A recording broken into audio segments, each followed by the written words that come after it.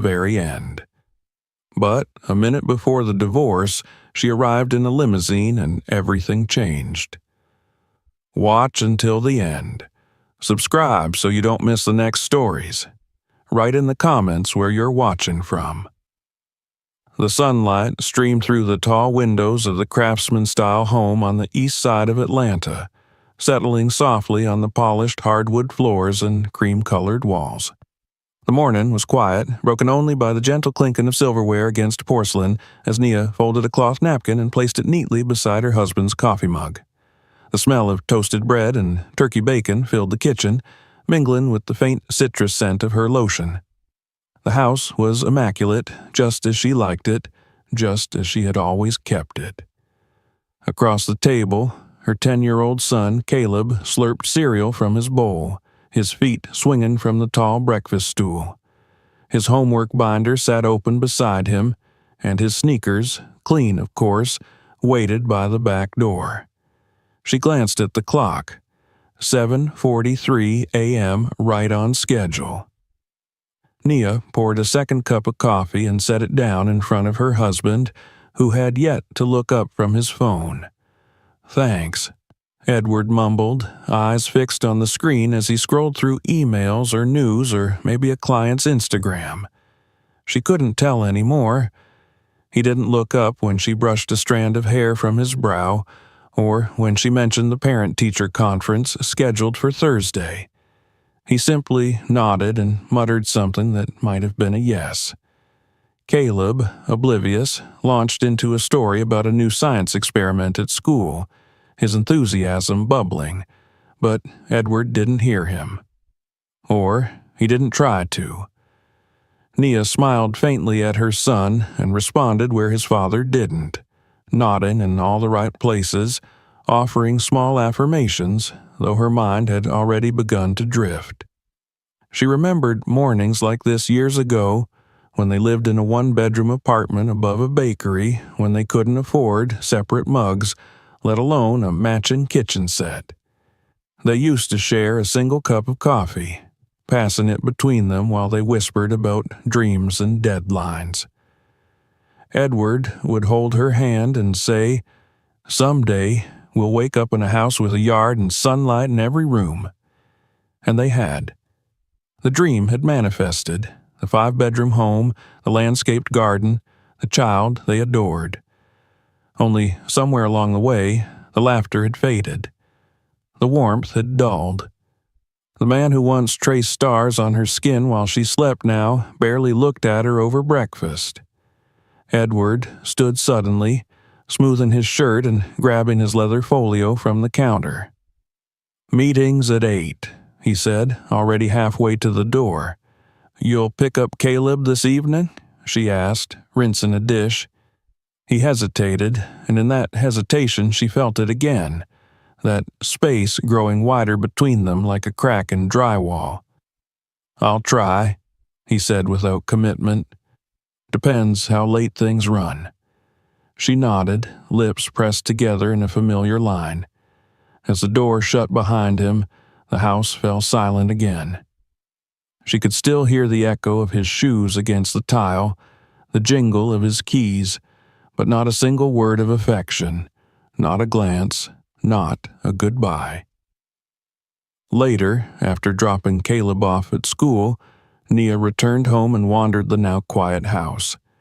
She walked slowly, aimlessly, fingers trailing over furniture she had chosen, artwork she had hung, curtains she had sewn with her mother during those early days of homeownership.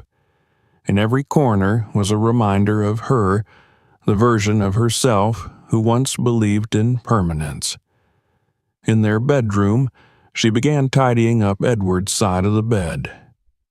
She noticed, not for the first time, that his pillow was barely touched. Some nights he didn't even sleep beside her. He claimed to work late, sometimes fell asleep on the couch, sometimes just needed space. She had convinced herself not to ask too many questions, but lately the questions had started to push their way out of her chest and into her throat, pressing hard. That evening, after dinner, She opened the laundry hamper and began sorting through Edward's clothes. She always did his laundry. It was a ritual that once felt intimate. She used to find love notes in his pockets. Now she found receipts. As she lifted one of his dress shirts, she noticed the faint trace of lipstick on the collar. A subtle shade of pink, barely visible, but not hers. She blinked at it, heart knocking against her ribs. Carefully, she set it aside. She told herself it could have been from someone brushing past him. A client, maybe. A stranger at a networking event, that's all. But as she walked to their bathroom and caught her reflection in the mirror, she didn't believe the story she was trying to sell herself. That night, she couldn't sleep. Edward hadn't come home. He hadn't texted either. She lay on her side of the bed, staring at the empty pillow, her arms wrapped around herself. The clock read 1:17 a.m. when she finally closed her eyes, not from rest, but from exhaustion. The next morning, he returned as if nothing had happened. He smelled like cologne she didn't recognize. He showered quickly, dressed, and left again with only a murmured, "Back late tonight." No explanations, no apologies, no awareness of her unraveling. On Saturday, after she'd taken Caleb to a birthday party, Nia sat alone in the living room and opened Edward's laptop. She'd never done it before, but something inside her, a voice long suppressed, told her to stop pretending she didn't know. The screen lit up with a dozen open tabs. One of them was a reservations page for a luxury hotel downtown. Another was a chat window. Her fingers hovered over the keyboard. She clicked. The messages were recent, intimate. One in particular made her stomach lurch. Claire. Last night was heaven. Can't wait for next weekend. She didn't cry. Not at first. She sat frozen, eyes fixed to the screen, reading every line, every emoji, every joke. Edward was in love, or at least infatuated, with a woman who wasn't her.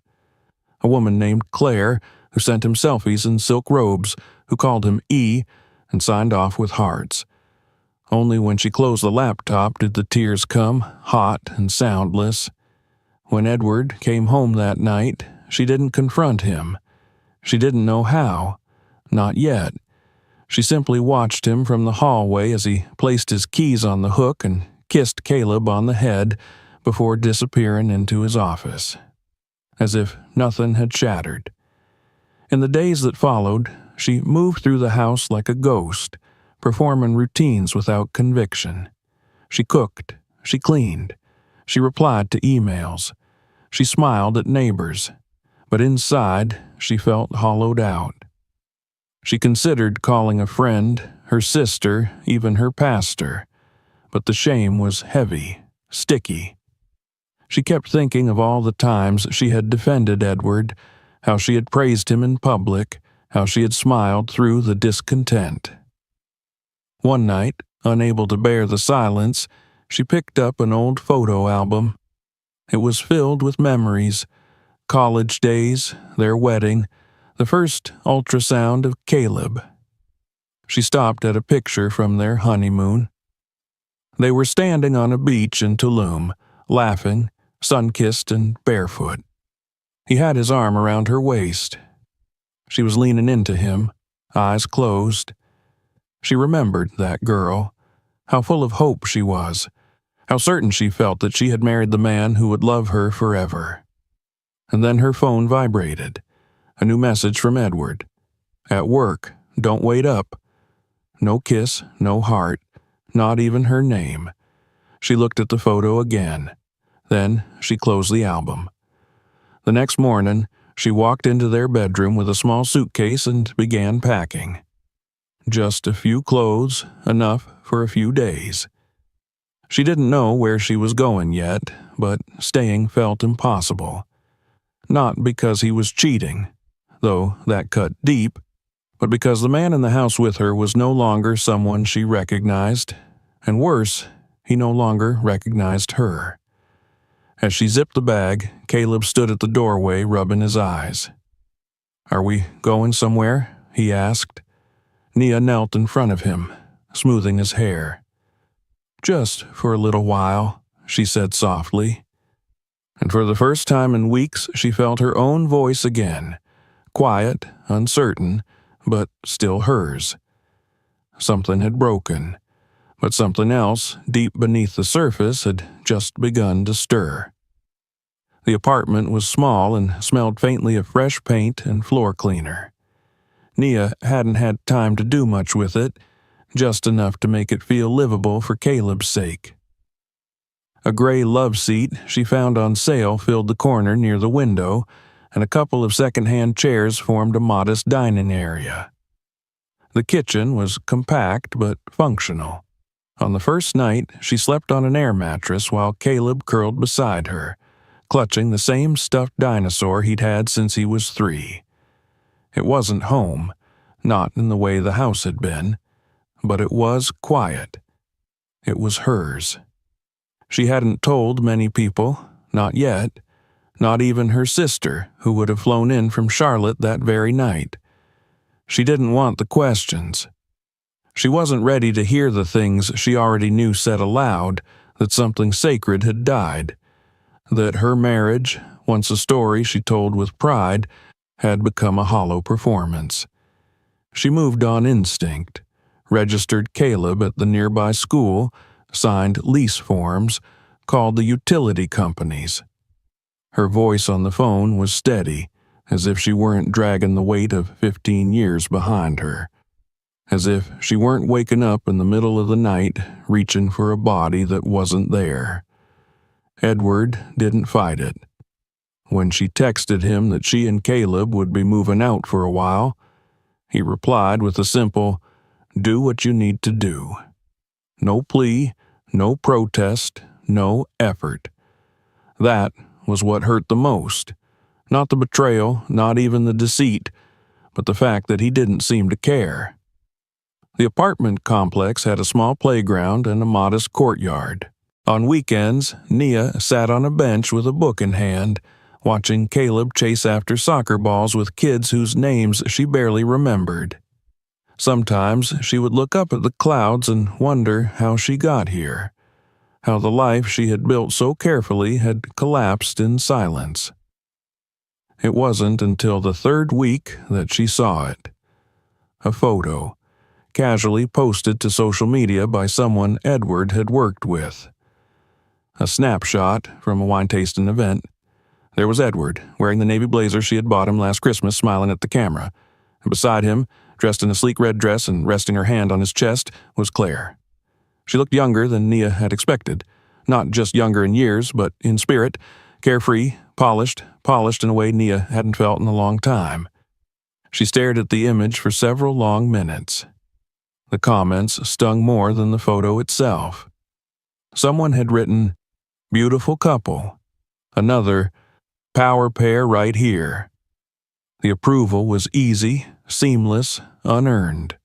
No one in the photo knew the woman who'd packed Edward's lunches for years, who'd proofread his proposals at 2 in the morning, who'd held his hand through the infertility scare and the first failed investor pitch. Nia closed her laptop and sat very still. Her hands, folded in her lap, trembled slightly. She didn't call him, she didn't confront him. She had done enough of that in her mind. She had rehearsed 1,000 monologues, every one of them ending with him stunned and sorry, realizing what he'd thrown away. But in real life there was no audience, no dramatic climax, just a quiet descent into reality. Later that week, she bumped into an old friend at the grocery store. Dana, bright-eyed and talkative, immediately noticed something was wrong. "Where's Edward? Haven't seen you two together in ages." Nia hesitated, her grip tightening on the handle of her shopping cart. "We're taking some space," she said, her voice tight. Dana tilted her head, her expression a mixture of sympathy and surprise. "I'm sorry to hear that, but you always seemed so solid. I thought if anyone had it figured out, it was you two." Nia nodded faintly, managing a smile that didn't reach her eyes. "So did I." That night, she stared at her ceiling, tracing the outlines of the water stains above her bed. Every crack in the plaster felt personal, symbolic of something deeper unraveling. She thought of how easily people could be fooled, how long she had fooled even herself. For so long, she had equated endurance with love, had believed that standing by a man, no matter what, was the highest form of loyalty. She had silenced her doubts, smoothed over the distance, and explained away every dismissal with grace. But grace had limits. And now, all that unspoken pain was pressing against the walls of her chest like floodwater. Caleb was adjusting better than she expected. Kids had a resilience she envied. He made friends quickly, adapted to the new school, and even seemed to enjoy their smaller space. But one night, as she tucked him into bed, he asked, "When is Daddy coming to visit us here?" Nia's throat tightened. "He's busy with work right now," she replied softly, "but you can talk to him any time." Caleb nodded, clearly unsatisfied, but too tired to argue. After he fell asleep, she sat on the balcony with a blanket around her shoulders and watched the city lights in the distance. She thought about calling her mother, her sister, even her pastor again, but the thought of having to explain still made her stomach turn. Instead, she opened a new document on her laptop and began to write. She didn't know what it was. Maybe a letter she would never send. Maybe a confession to herself. She titled it, "What I Know." The first line came easily.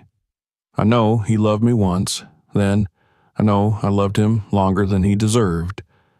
And finally, I know this isn't my fault." She wrote for hours. Words poured out like water breaking through a dam.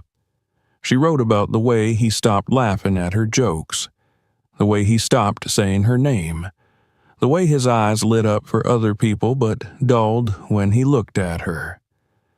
In the morning, she printed the pages and tucked them into a folder.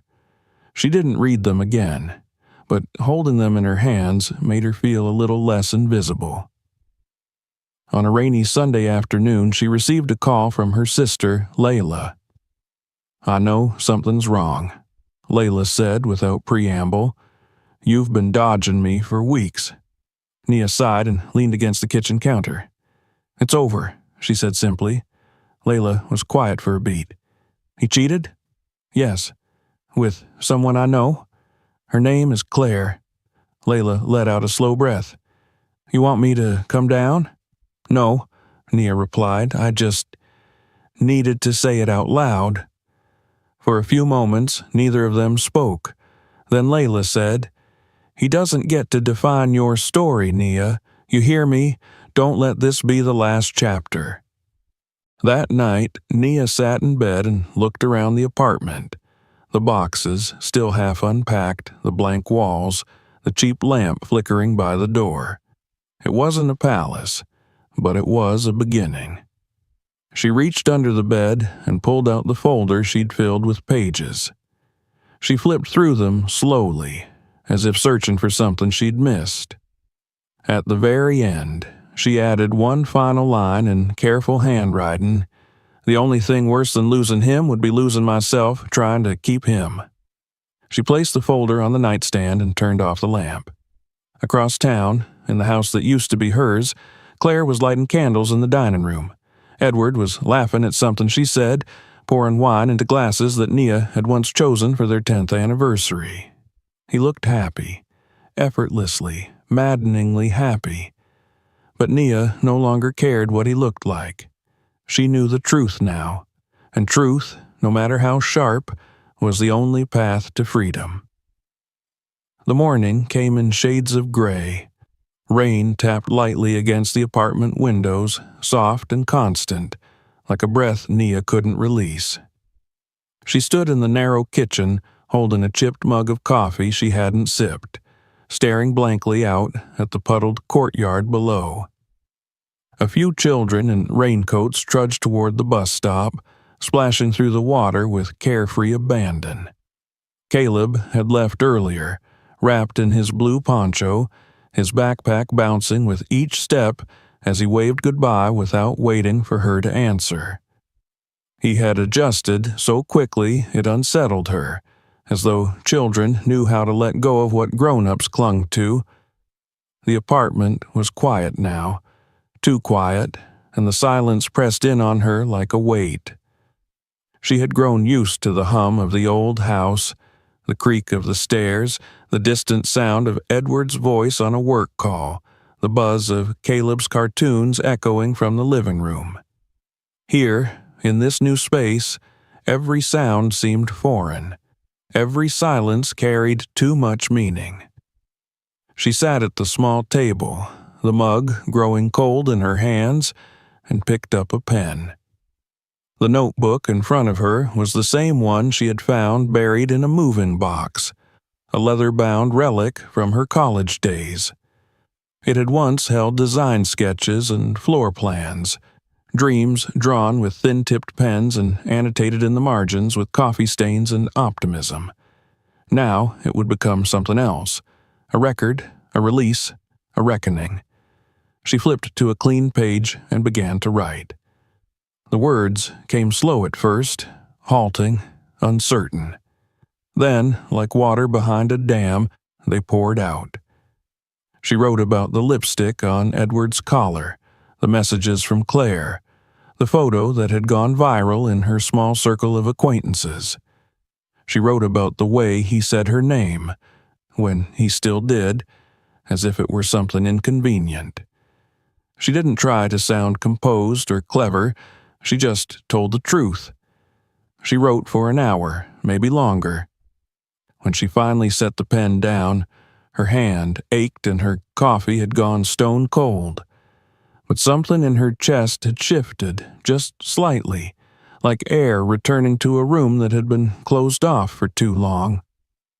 That afternoon, she pulled an old plastic bin from the closet and began to sift through the remnants of her past life.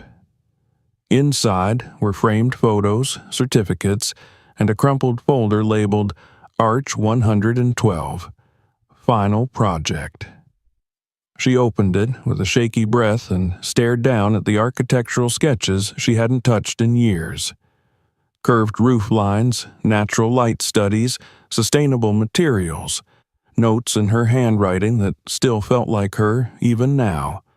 She remembered the passion she'd had back then, the certainty, before Edward's ambitions had become their only focus, before her own dreams were packed away into plastic bins and dusty folders, before she became a fixture in someone else's life instead of the architect of her own.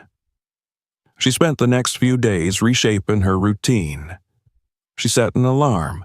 She dressed not just to cover herself, but to feel present. She walked Caleb to school even when it rained. She stopped ordering takeout and started cooking again. Not for Edward, not to impress or please, but for the ritual of it, the control. The small act of feeding herself with her own hands. But the silence remained, even as life began to stretch its limbs again. It followed her through the grocery store, trailed her steps through the apartment. At night, it sat beside her on the couch while she watched shows she used to love and found them dull. It crept into her sheets when she lay in bed, replacing Edward's absence with something more sinister, a numbness that threatened to calcify. One evening, she found herself reaching for her phone, thumb hovering over Layla's name. She didn't want to talk, not really, but the silence needed to be broken. Layla answered on the second ring. "Hey," Nia exhaled. "Hey, you okay?" "I don't know," she said truthfully. They talked in fragments. Layla told her about a new yoga class she was trying dot, about Mom asking for her, about a movie she saw that reminded her of them as kids. Nia listened, occasionally replying, grateful just to hear another voice. Before they hung up, Layla said softly, "You're not alone, Nia, even when it feels like it." That night, Nia pulled the sketchbook back out and began to draw. Not buildings this time, just lines, curves, shapes without destination. Her hand moved with a rhythm that felt ancient, instinctual. The page filled slowly, her breath deepening as it did. It wasn't art, not yet, but it was hers. The next morning, she stood at the mirror and stared at her reflection. She didn't look broken. She looked tired, yes, a little older, but there was still a spark in her eyes that hadn't fully dimmed. She straightened her shoulders and told herself the truth. Edward had not destroyed her. He had just stopped deserving her. A week later, she applied for a position at a local architecture firm. It was a small, women-led company focused on sustainable community spaces. The job posting had been forwarded to her by a former professor who had added, "You still have it in you. Don't forget that." She almost didn't apply, almost talked herself out of it. But Caleb found her sitting in front of the laptop and asked what she was doing. "Something brave," she answered and clicked send. When the interview came through, she felt both elated and terrified. She had nothing to wear that felt like her. Everything in her closet reminded her of PTA meetings and holiday dinners with Edward's clients. So she went shopping, alone, in silence, with purpose.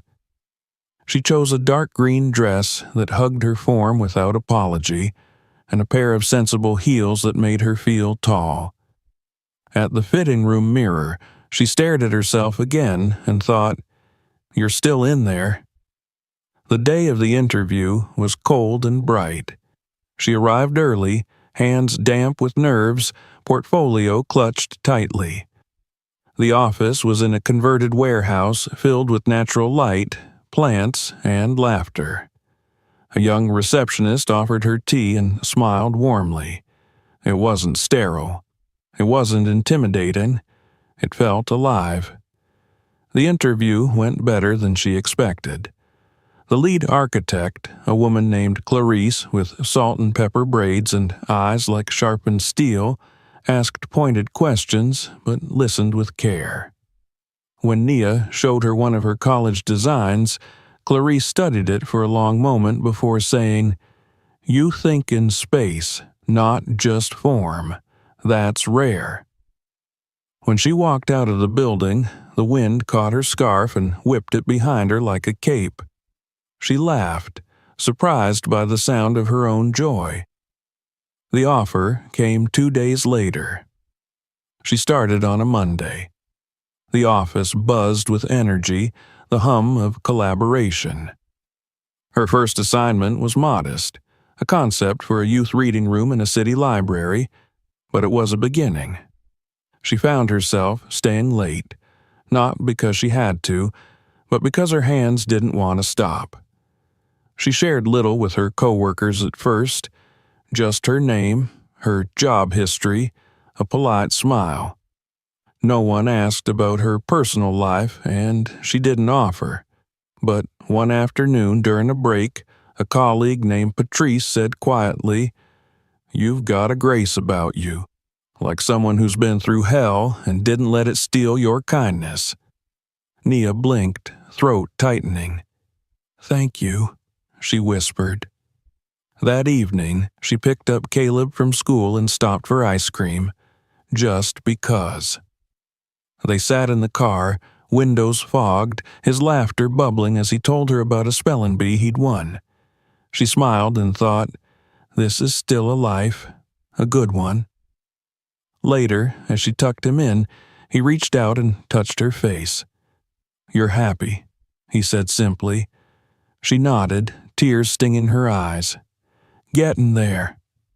When he drifted off to sleep, she returned to her desk and opened her notebook again. On a fresh page, she wrote, "Silence is no longer my prison. It's my armor. And beneath it, this is not the end. It's the part where I begin again. Nia was early to the office that morning, arriving just as the janitor was finishing the lobby floors. The scent of fresh pine cleaner followed her as she made her way to her desk, the faint click of her low heels echoing in the quiet, half-lit space. Her keycard beeped softly as she entered the shared workroom, and she stood for a moment at her drafting table, taking in the way the light filtered through the tall windows. She had begun to appreciate silence again, but this time it didn't weigh her down. It allowed her thoughts to settle. It made space for movement. It had been 3 months since her first day, and the rhythm of the office now pulsed beneath her skin like muscle memory. The team had grown to respect her, slowly but surely. At first, there had been a cautious distance, as there often was in tight creative teams, but Nia's designs spoke for her. Her work carried a quiet confidence that needed no embellishment. She had earned her place. Her current project, a community garden and gathering space in a low-income neighborhood near Edgewood, had become her obsession. She had poured herself into every detail, reworking it until the design matched the values she now lived by: clarity, intention, accessibility, beauty. It was the kind of project that reminded her why she fell in love with architecture in the first place, not for prestige, but for purpose. Not for the high-rises that bore someone else's name, but for places where people could breathe, rest, gather. Clarice, her lead and mentor, had begun to entrust her with more leadership. "You don't speak often," she had told Nia one day after reviewing her sketches, "but when you do, people listen. Use that." The praise felt strange, but not undeserved. It touched a part of her that had gone unused for too long.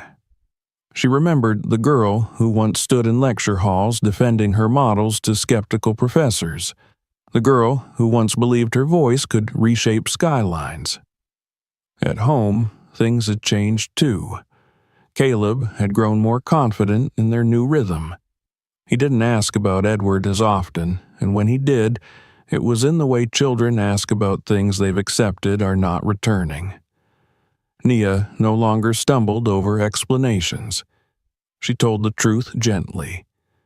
"Daddy made choices that didn't include us, but we're okay." She had stopped watching Edward's movements online. She no longer checked his profiles, no longer scanned photos for hints of Claire's presence. That chapter was soft closing, not with violence, but with finality. Still, the world had a way of reintroducing what you had put away. One Thursday afternoon, Clarice called Nia into her office to share news. The community project had been selected for a citywide initiative focused on neighborhood revitalization. There would be press coverage, meetings with local officials, additional funding. Nia's name would be listed as the project lead. "You've earned this," Clarice said, her gaze firm. "I need you to step into the light." Nia nodded, heart swelling with quiet pride. That evening, she picked up a bottle of wine and made her favorite stew, rich, thick, seasoned with time and warmth. She and Caleb ate on the couch, giggling at an old cartoon they both secretly liked, and for the first time in years she felt the weight of joy, not because of someone else's approval, but because she had built something that couldn't be taken from her. But peace, she had learned, was never uninterrupted. The next morning, Edward showed up at the front door of her apartment. She opened it slowly, unsure what to expect. He looked worn. Not thinner, but deflated. His once neatly trimmed beard had grown uneven, and the usual precision of his suits was replaced with a wrinkled jacket and unshaven jaw. He stood with his hands in his pockets, trying to smile. "I was in the neighborhood," he said, though she knew that wasn't true. She didn't invite him in. She stepped outside, closing the door gently behind her. The air was crisp with early spring, the wind playing with the hem of her cardigan. "What do you want, Edward?" He shifted, his smile fading. "I've been thinking a lot," he said, "about everything. I messed up. I know I did. Claire and I, it's not what I thought. She left." Nia didn't flinch. "I'm sorry to hear that." He blinked, surprised by her tone. "I was hoping we could talk. Maybe have dinner sometime for Caleb's sake at least." Nia crossed her arms. "Caleb's fine. He's thriving, actually." He frowned. "You're really not going to give me a chance?" She tilted her head slightly. "A chance for what, exactly? To undo what's already been done?" "I didn't mean for it to go that far," he muttered. "I was lost. You know how stressful things got." She stepped closer, her voice low and steady. "I wasn't your stress relief, Edward. I was your wife. You didn't get lost. You walked away." He had no answer, just a slumping of shoulders, a sigh that landed nowhere. When he left, she watched him go without regret. Later that week, while updating paperwork for her firm's tax filing, she came across a line item in an old shared bank document that caught her attention. A business loan in both of their names, taken out 9 months prior. Her name was listed as co-signer, yet she had never signed such a form. Her breath caught as she scrolled through the scanned documents. There it was. Her signature, carefully forged, down to the curve of the S in her middle name. She stared at it for a long time, a coldness blooming in her chest. It wasn't just betrayal anymore. It was fraud. She printed the file, hands trembling, and placed it in her notebook. Then she called Layla. "This isn't just about love," she said quietly. "He's been using my name. Legally." Layla didn't hesitate. "You need a lawyer, a real one." That night, after Caleb went to bed, she made tea and sat at her desk, notebook open to a clean page. At the top, she wrote, "He stole more than my trust." She listed the documents she remembered signing, then the ones she didn't. She marked dates, amounts, phone numbers. Each line brought a new layer of anger, but not the kind that burned. This anger was cold, clean, resolute. The next morning, she scheduled a consultation with a legal firm that specialized in asset recovery and marital fraud. Jordan Freeman was young for a senior associate, but his eyes were sharp and his handshake firm. He listened without interruption as she laid out her story, his pen gliding silently across the page. When she finished, he leaned back, steepling his fingers. "You have a case," he said, "not just for divorce, but for annulment based on fraud and misrepresentation. If he took out loans in your name without your consent, that's a crime. And it's a legal basis to challenge the validity of your marriage contract." She swallowed hard. "I don't want to destroy him. I just want to protect myself and Caleb." Jordan nodded. "Then we build carefully, strategically, with evidence." She left the office with a folder tucked under her arm and a storm rising in her blood. Not rage, not vengeance, just truth. Truth that needed a stage. When she got home, she pulled out the pale blue dress she hadn't worn in years. It no longer fit as it once did. It hugged her tighter, showed her new lines, but it still made her feel sharp. She looked at herself in the mirror and whispered, "Let them underestimate me." That weekend, as she sat with Caleb at the park, sipping coffee while he chased a soccer ball, she felt something she hadn't felt in a long time. Power. Not over others. Over herself. She had stood back up, and this time she would not be knocked down again. The day the summons was filed, Nia stood alone in her apartment, her hands wrapped tightly around the edges of the manila folder Jordan had given her. Her fingers trembled slightly, not with fear, but with the release of something long held. It was as if for the first time in years her life had weight again, not the kind that drags you down, but the kind that gives you shape. She placed the folder gently on the kitchen table, exhaled, and walked into the bedroom. Outside, the early bloom of spring had begun to paint the edges of the city in light green. Trees were stretching toward the sky again, shedding their winter shells, but inside Nia's world, something else was shedding, quietly, decisively.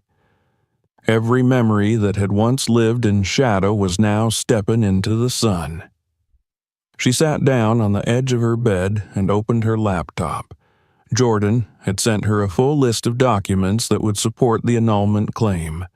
Financial records, signature comparisons, timestamps on electronic loan applications.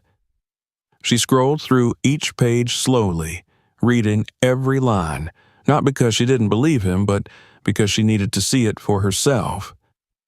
There was something brutal and beautiful about truth. It didn't ask for permission. It didn't soften its edges. It simply stood, tall and irrefutable. He had used her name, her trust, her silence.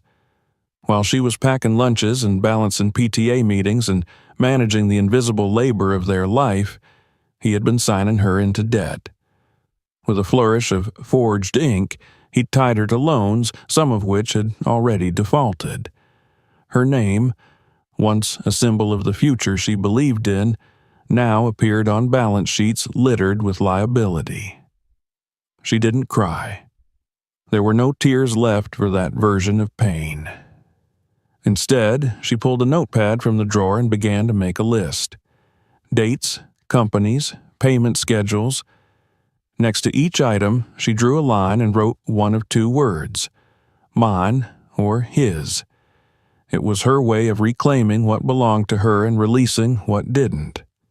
When Caleb returned home from school that afternoon, she greeted him with a smile, helped him with his math worksheet, and made grilled cheese sandwiches the way he liked them, cut diagonally, crusts off, just a little too much butter. The normalcy of the moment anchored her. He didn't need to know what she was preparing to do, not yet. His world was still whole, and she would do everything to keep it that way. That evening, after he had gone to bed, she called Layla and told her everything. The forgery, the loans, the meeting with Jordan. He didn't just lie to me, she said, her voice steady. He used me. Layla was silent for a beat, then said, "You're not the one who should be ashamed. He is." "I know. You still want to do the annulment?" "I've already filed." The silence that followed wasn't empty. It was full. Full of understanding. Full of the weight of sisters who had lived through enough to know what it meant when a woman chose herself. The following week, Jordan called with an update. "We'll be serving Edward officially on Friday," he said. "If you want to stay ahead of it, you may want to prepare for fallout." Nia knew exactly what that meant. Edward would not go quietly. He hadn't loved her enough to protect her, but his ego would not allow her to leave with dignity. Still, she was ready. She knew who he was now, and she knew who she was too. On Thursday afternoon, she received a text from him. "Edward, can we talk?" She stared at the screen for a long minute, then typed a reply. "Nia, about what?" "Edward, I've been hearing things. Let's be adults about this. You don't need to make it ugly." The words sat on the screen like oil on water, slick and surface level. She didn't respond. Later that night, she stood in front of her closet, sifting through the dresses she hadn't worn in years. Most of them still smelled faintly of the past. Nights at his company dinners, anniversary dates, holidays spent playing hostess. She ran her fingers over a pale beige gown she'd worn to a charity gala 5 years ago. It was soft, understated, elegant. She hadn't worn it since. She pulled it out and hung it on the door. In the morning, she would have it pressed. She also called a service. "I'd like to book a limousine," she said, her voice clear. The woman on the other end asked for the date and destination. "Friday, the county courthouse." There was a pause. "And the return trip?" Nia smiled faintly. No return needed. On Friday morning, she woke before dawn. She made breakfast for Caleb, packed his lunch, and walked him to the school bus. Then she returned home, dressed slowly, applied her makeup with deliberate care, and fastened a thin gold chain around her neck, the same one she had worn on their wedding day. Not because she wanted to remember, but because she wanted to bury that memory with dignity. At exactly 10:15 a.m., the limousine pulled up outside her apartment complex. It was sleek and black, its windows tinted.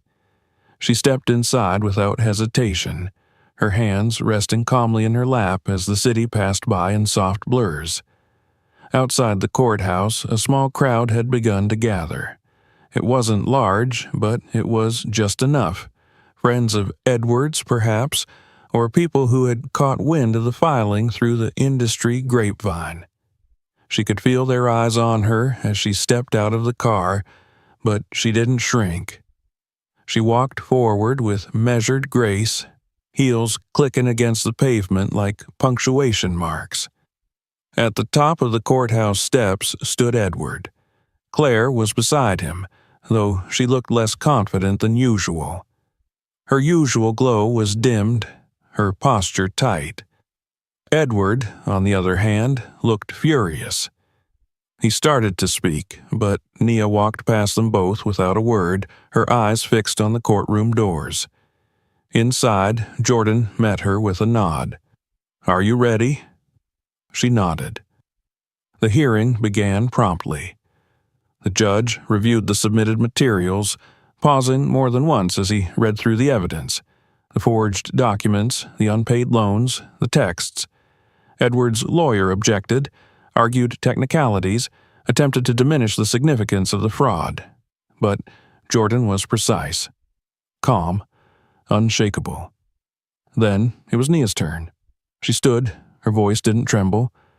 "I trusted him," she said, "with my name, my time, my future. I believed in our life.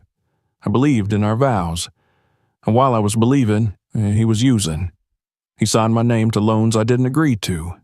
He made decisions that bound me legally and financially to choices I didn't make. That's not a marriage. That's manipulation." She looked at the judge, then at Edward. "This isn't about revenge. It's about truth. And truth doesn't live in shadows." The courtroom was silent. When the judge finally spoke, his voice was measured.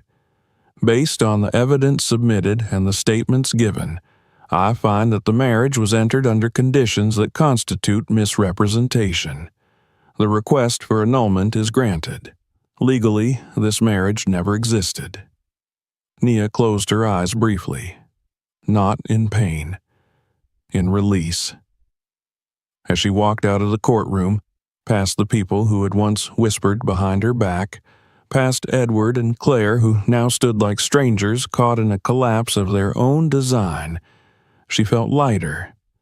The limousine was waiting. She stepped inside. There was no need to look back. She wasn't returning to anything. She was moving forward into everything. The black limousine sliced through the morning haze like a whisper that refused to go unnoticed.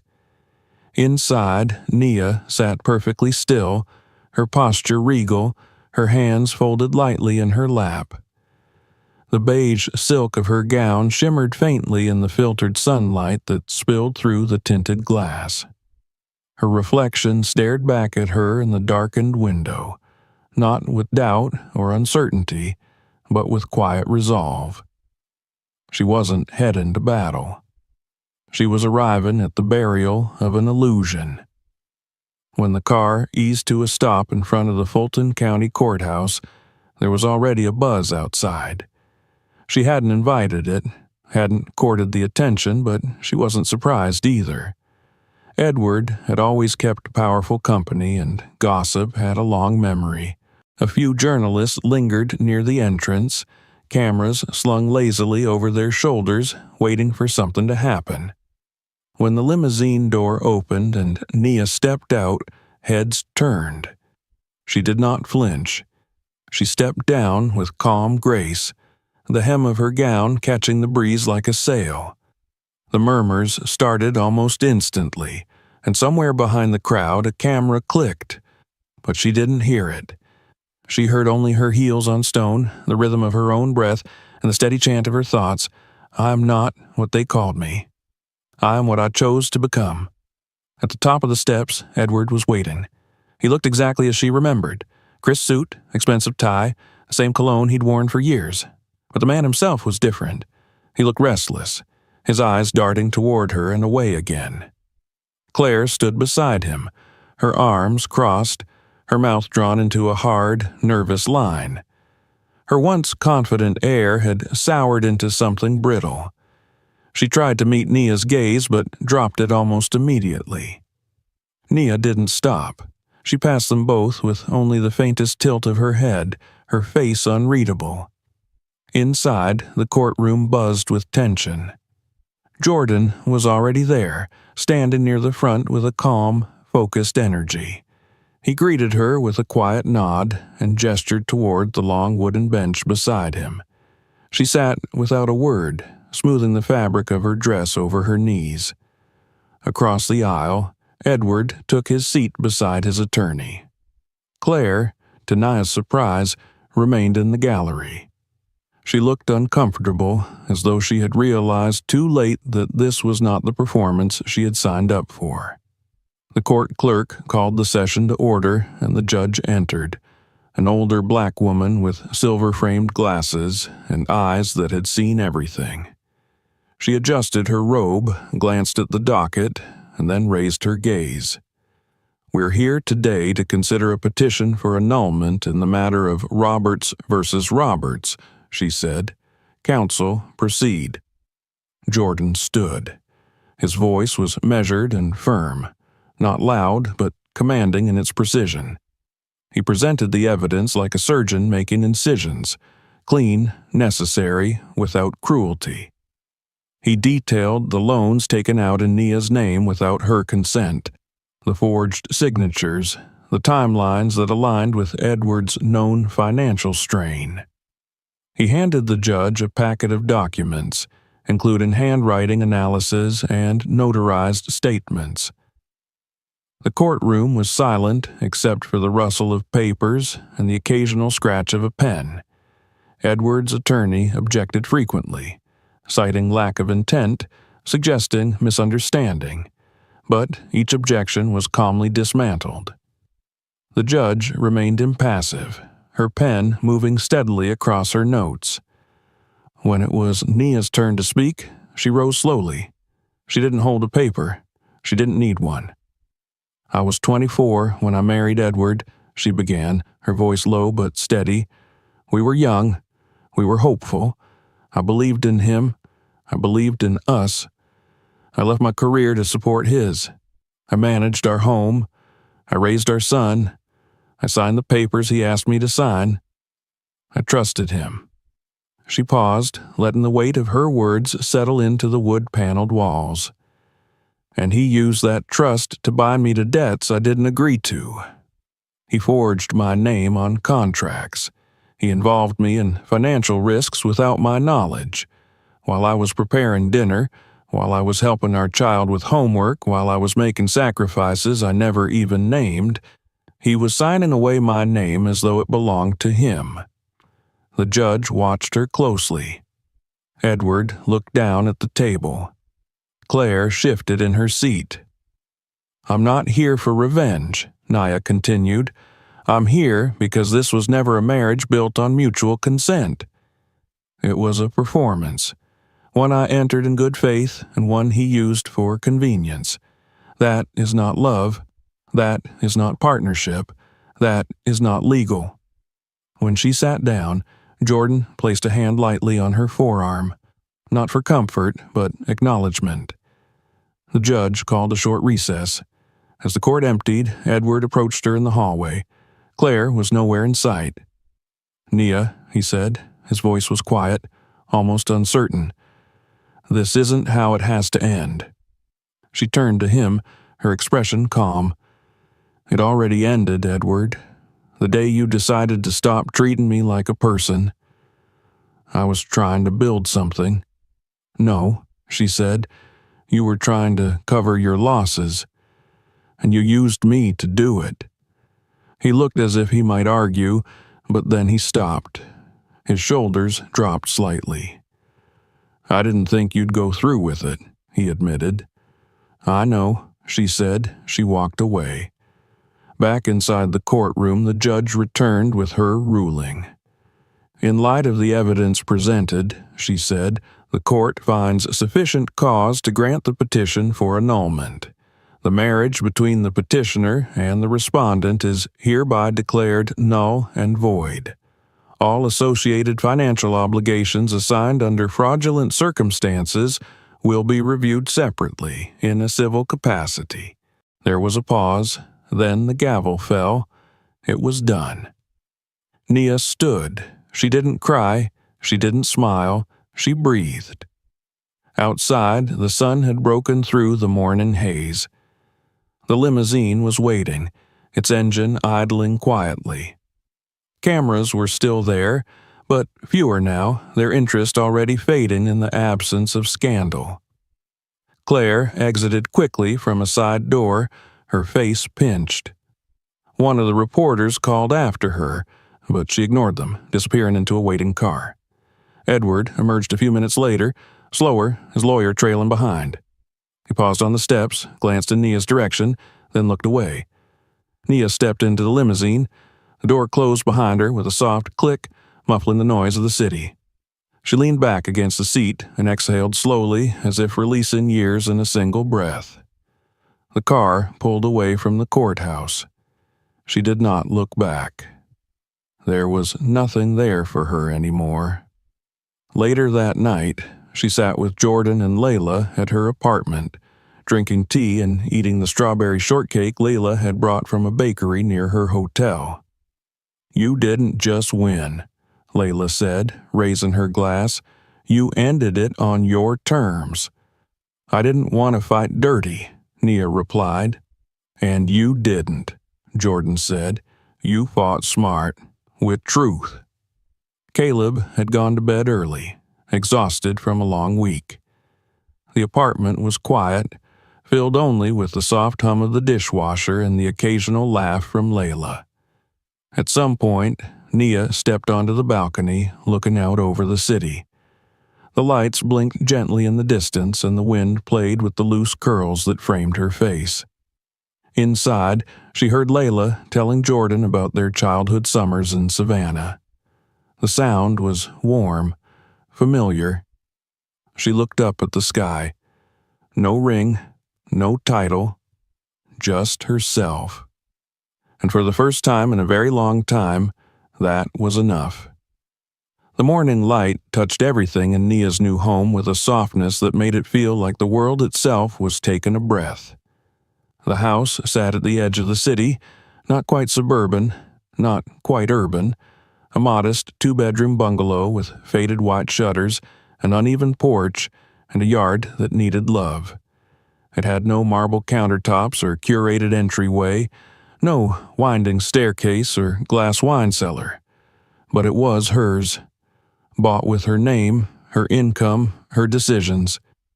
The key turned quietly in the lock each time she came home, and the walls held no echoes of anyone else's voice but hers and Caleb's.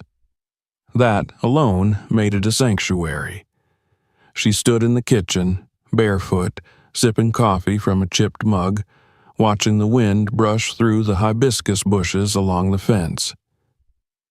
Caleb had left for school already, riding his bike down the gravel path that led to the bus stop, his laughter still lingering in the air. The silence in the house felt different now, no longer accusing or heavy. It was light, open, something she had learned to call peace. On the windowsill above the sink sat her journal, now worn at the edges from months of quiet war. She opened it slowly and flipped past the pages of pain, of evidence, of betrayal. The lines filled with her own handwriting were no longer jagged or angry. They had changed, grown steadier, softer. On the last page, she had written a sentence just 2 days earlier, one she had whispered aloud to herself afterward as if sealing a promise. I forgave myself for staying too long. I thanked myself for leaving in time. She gently closed the cover and set it back in the sun.